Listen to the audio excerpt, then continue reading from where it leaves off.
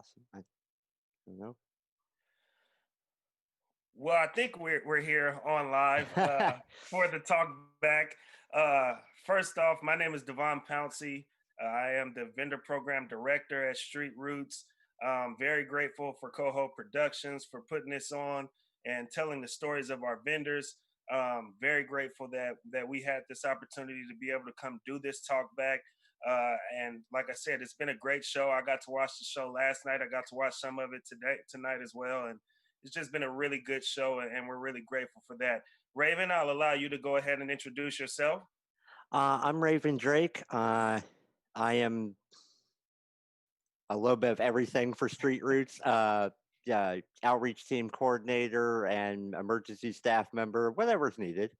And I echo that, Devon. Like, I'm just so thankful to them for this production. This is the second night I've watched it, and it just amazes me each time.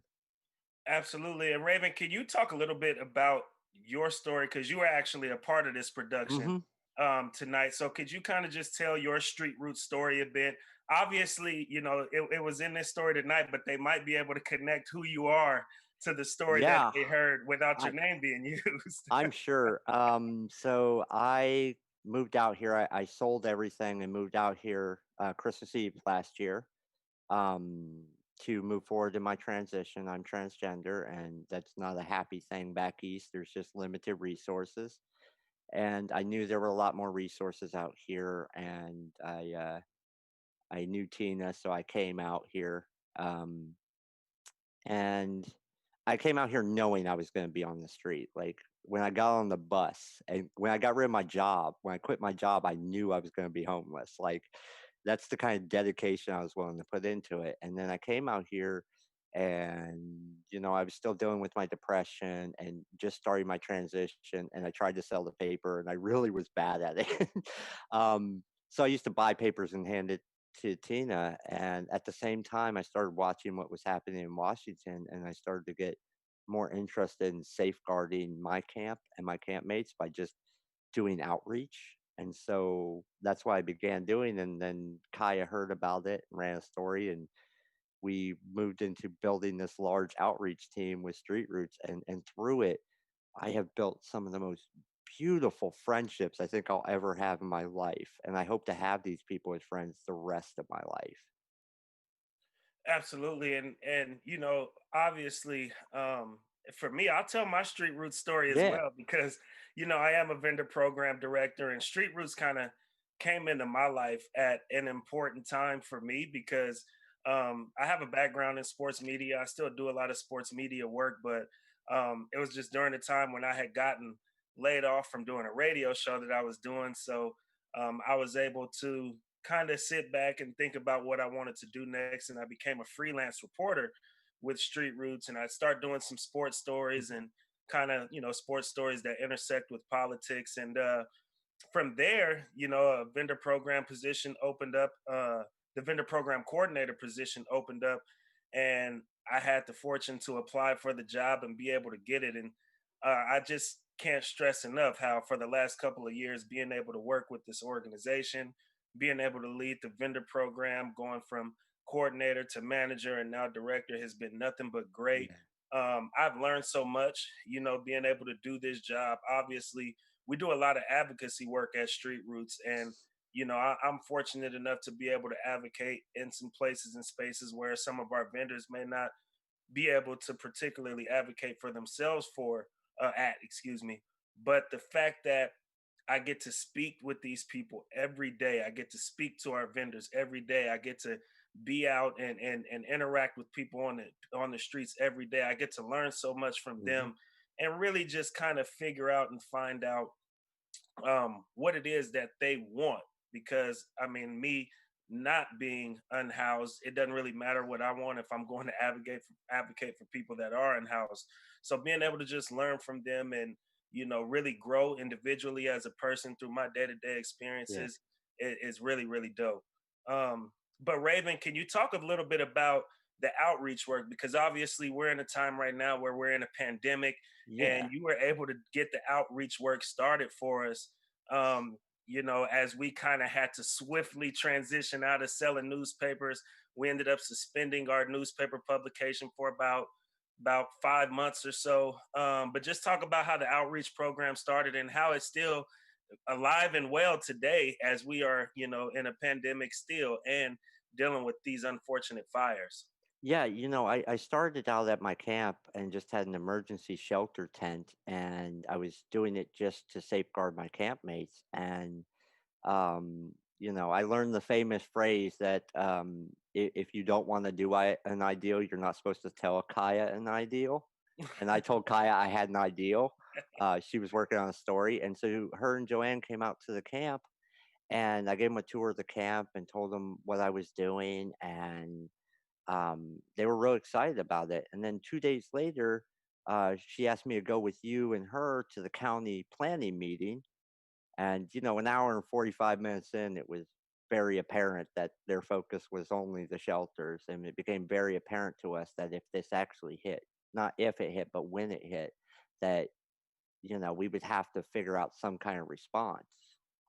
And then, just a few days later, we had that first case in Clackamas, and it was all hands on deck. And me and Tina sat down and wrote the entire program in about 2 hours. And next day, made this very hasty introduction of it into our lives. And you know, it just became this entire lifeblood of street roots through this. Like when the paper stopped running, just so many of our vendors questioned what they would do. And then this action team came, and at first it just seemed like a good way to continue to keep themselves afloat. But as we worked it and as we started to see the stories and work together and become closer, there's just a large core group of us that just became so dedicated to this that when when me and Kaya visioned about these shelter in place camps we built with the city, and I stepped away and gave control of the program to Mike and Tina,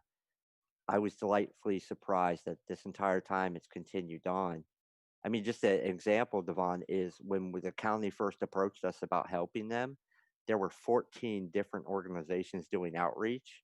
A month later, there was just Street Roots. And to this day, those same county people, much like we saw this week with the fires, reach right back out to us because they know they have become confident through this that Street Root stands ready to help those out on the street and to work with them to safeguard those out on the street. And that's, if nothing else, that's the legacy that we have built with this outreach team. And if nothing else, that's everything to me. Yeah, most definitely. And just to kind of, add on to that, at Street Roots, we are considered essential work and have been throughout this pandemic. Obviously, we're known for our vendors going out and selling our publication, but we also do offer services, donation services. Our vendors are allowed to receive their mail at Street Roots. A lot of them may not have addresses that they can receive their mail at. So we've had to stay open and continue operating so that our vendors wouldn't lose out on what Street Roots did offer them and allow them to be able to have within the organization. And the outreach team, I mean, I can't stress it enough. Like, we would not have been able to continue functioning without this outreach team. Yeah. Um, our vendors really came together and took a leadership role, I would say, amongst people who live out on Mhm. the streets, amongst our entire community. And as you mentioned, Raven, the city, the county, local officials have really leaned on the outreach team because of the work that, Mhm. our outreach team has been able to go out and do. And like I said, it started with a pandemic. And then, you transition to the times that we're in right now where we're dealing with these unfortunate fires. And we have outreach team members like yourself, our vendor Mike D, that are going out and helping folks out during these fires. And so, I think it's really important for folks to know how we sort of had to transition and really how we had to adapt as an organization and sort of the leadership role that our vendors took within that. So yeah, I think that that's very important to bring up here. Yeah, I see here what you said, Jay Brasco says that we're lucky to have you at Street Roots. I fully agree with him, Devon. Yeah. And I echo that. Like, with this pandemic has been so hard on all of us, But for as bad as things got at times, it became a blessing to us at Street Roots because I think without this, I don't think we would have. I think, eventually we would have done the evolution that we've done and added in the things we've added. Those would have naturally happened over time, but they accelerated that. But through this, we got to see firsthand the skills and the dedication of so many of our vendors that, things that we didn't even know they were skilled at. Yeah. And now going forward, as we evolve, as we change, as we find new ways to incorporate them into the day-to-day operations of Street Roots and find new opportunities for them, we have this amazing pool of dedicated people who've been dedicated through all this.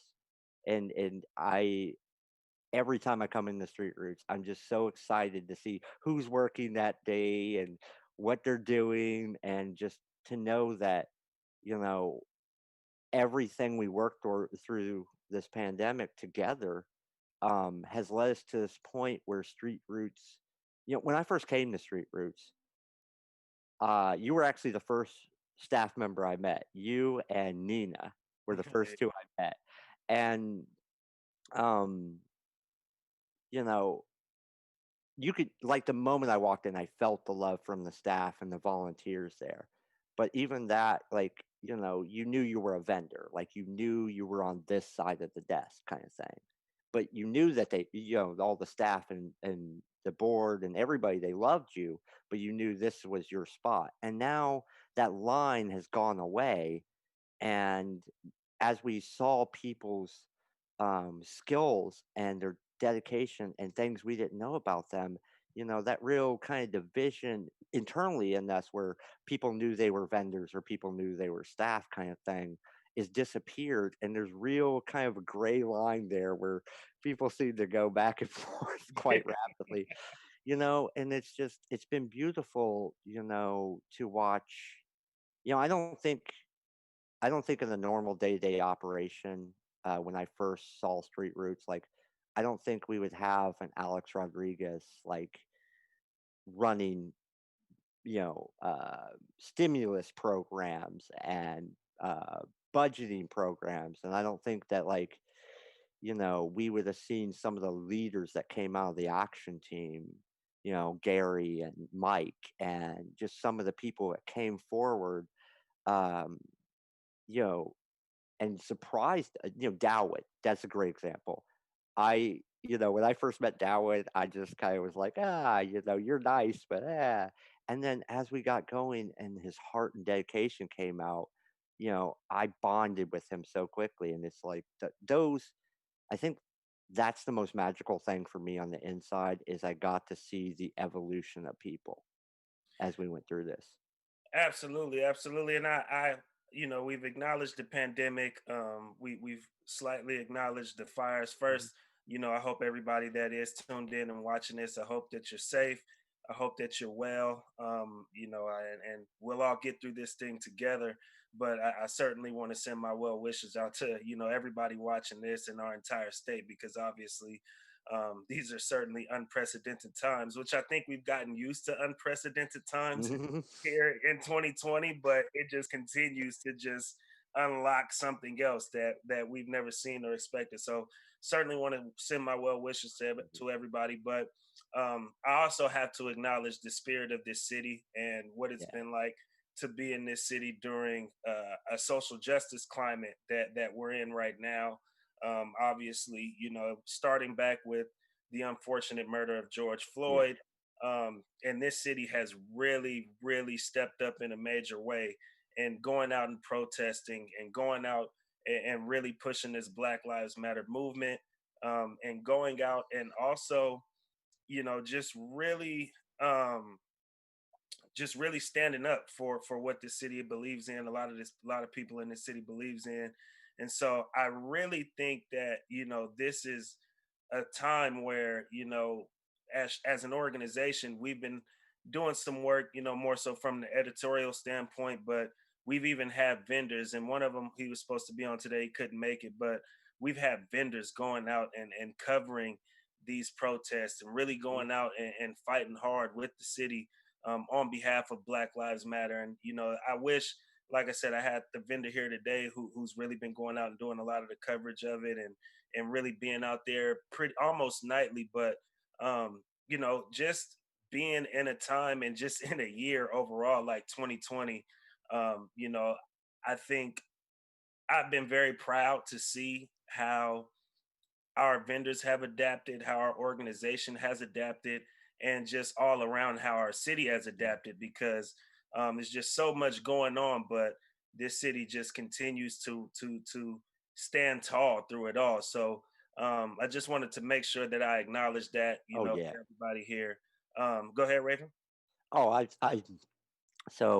saw a question in here from, I hope I don't mess up this name, Ronnie LaCroix. Think, think. Yeah, as far as I know, the words and characters are the actual words of the Street Roots vendors. I know in my case, every single word that Mickey spoke were actual things I said to her. Um, and yeah, those were my actual words and actual events, and actual hopes for the future. Absolutely. And I guess we'll just continue on with the questions Yeah. here. Um, I see Jay Parasco asks, do you see ways to use the energy and innovation that have taken place during the pandemic in the future when street roots return to normal times? Well, for starters, Jay, I don't know what normal times are gonna look like. uh, yeah. And kind of answer that, like, you know, the outreach team, the action team was a response to an emergency. And now that things are starting to open out, we're back to selling the newspaper again. There was a long conversation between the staff, myself, other volunteers, board members, street roots vendors on, what this would look like in the future. And we're kind of in the process now of planning and kind of getting ready to kind of retool the outreach team to become so much more and to be stretch further into the city and spend many more years doing amazing good.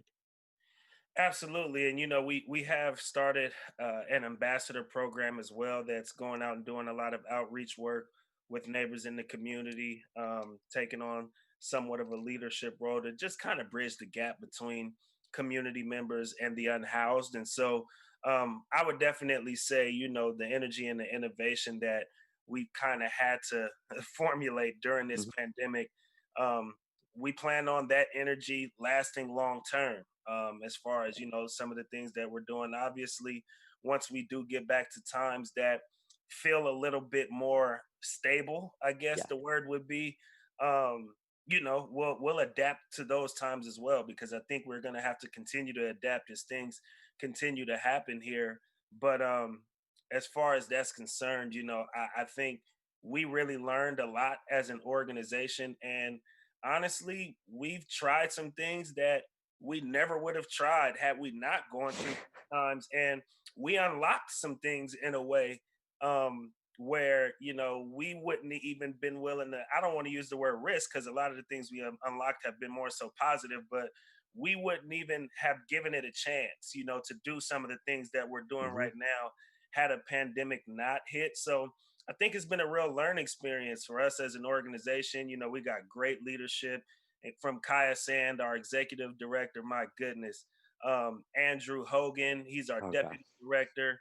The way they've all adapted, like I said, obviously we've spoken to the vendors and the action team and the outreach program and all the things that have kind of curated during this time. Um, you know, I'm just grateful that even amongst times that aren't so hot necessarily, that we've been able to try and do new things and Yeah. expand, and like Raven mentioned earlier, learn more about each other as staff members, as vendors, Hmm. learn about each other's talents, learn about each other's abilities in ways that we've never had the opportunity to do so before. So I would say, we're going to try and keep that energy and continue to innovate, even as things become more stable and we start to kind of get a little bit more of a schedule on how things are going to work out moving forward. But I would certainly say, amongst all the negative that has gone on Hmm. here, in this year, especially, we've been able to learn and unlock so many things within our organization, and we definitely plan to build on that. And just kind of to reverberate that is, we've always had a family environment at Street Roots, right? We've always been a family. Um, and trying times like this is what test families. And through this, we have gotten so much closer to each other. And, we had a mission from day one that we would never shut down. And, we use this action team as the kind of catalyst for that, as the thing to keep driving us forward and looking for new and inventive things that we could bring to help our vendors and help the people around there. And in so doing, we just kept evolving our program and becoming closer. And, somebody once said to me, well, what happens when Street Roots becomes normal again? And I believe Andrew had the best answer to that uh, the new normal when normal gets here will not be the normal you remember. And Yeah. that's great words because we're never going to be who we were, but we'll always be who we are. Absolutely, absolutely. I see we have another question. Other Yeah. than buying issues from a vendor, what are the most effective ways to help Street Roots in their mission? Um, well, right away, speaking to the current times we're in this moment, we actually are having to suspend the issues for a week. We have a vendor assistance fund that we've had going on throughout these past 5 months as our newspaper, our print publication was suspended during that time.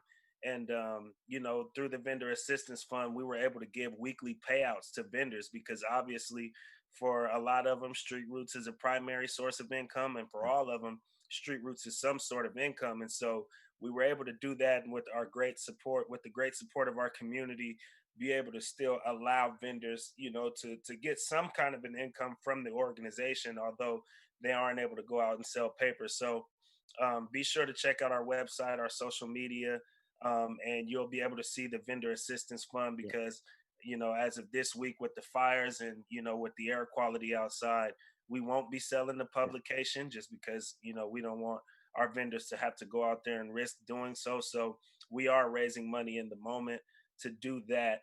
Um, in other ways, obviously donating just in general to the organization, volunteering. I'll definitely say, right now, our volunteer schedule has obviously been tweaked a bit because we've had to adjust office hours.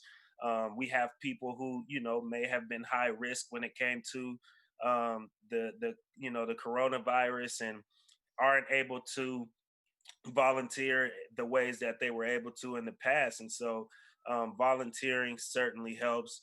And then just reaching out to vendors, growing a relationship with these Yeah. vendors that are out working hard, selling these newspapers, and maybe an opportunity can present itself that somebody in the community can give to one of these vendors based on, their great interactions with the vendors, the dedication of the vendors, just all those things. So those are a Yeah. few ways, right away that I think to be able to help Street Roots with our mission of, trying to keep, an income in people's pockets that are unhoused, especially during these times that we're in right now where there's just so much uncertainty. Yeah, I mean, through this whole process, we didn't do it alone. We would not be here if it weren't for the amazing people who donated not only money but time, supplies, who dropped off things. Like, we were supported by so many people that made this possible.